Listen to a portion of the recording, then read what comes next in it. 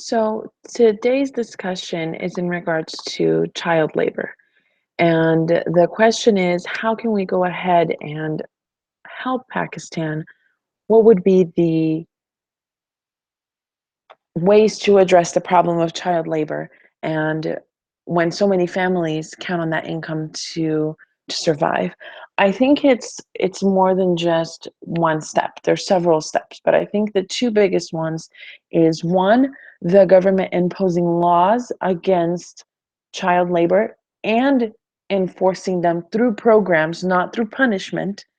And secondly, creating programs that motivate parents to send their kids to school. So I'll give an example from where I'm from, which is Brazil. And I'm from the South, where is the wealthier part of the country. It basically supports all of the country. It's very industrious. It has really, really high education, a lot of middle class to upper class, whereas the North, the and where there's, I don't want to say child labor. The problem that we have there is children on the streets begging for money and sometimes working. So what the government has done in order to really help with that is, one of the things that they did is, instead of spending so much money in incarcerating and and trying to get policing and everything else that they were wasting money on, they basically came up with a law that said, we will give you not only a basic basket, is what they call, which has, like a rice, beans, sugar, flour, like for a family, I think of four, and we're going to give you one of these plus a very small salary, I want to say, like a help towards the family for every child that you register.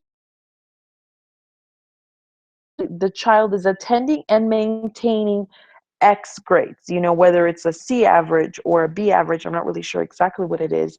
And what it has done, it has really, really helped get a lot of the kids off the streets, because before, the parents really didn't have a motivation when they just couldn't get work, were starving, and everybody really just went to the streets to, beg for money or to find work.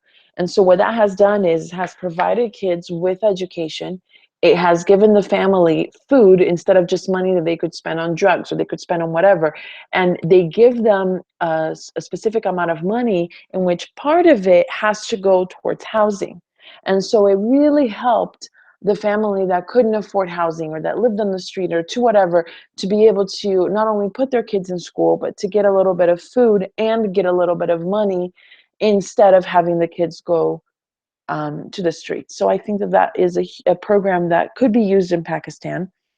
And I think that if there were laws, not only against the parents, but more the companies that are branched out of there, that are hiring these child laborers, because we have learned of how corrupt they are, but there needs to be a sense of justice for those kids in order to really get the point across. Meaning, if you set an example off of somebody, basically go in and seize the company's assets, shut the company down, actually do sentences for the people who knowingly hire child laborers, et cetera, then other companies are going to more likely fall into line, because they see that there's a serious implication being made.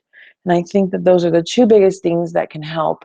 And of course, you can throw money at something and just be like, oh, we're going to pay you for this, or we're going to whatever. But you have to teach through education for them to be able to help themselves. So the more important thing is to be able to not only encourage families to keep their kids and to help them get educated, instead of selling them for $15 to $20, as we learned last week.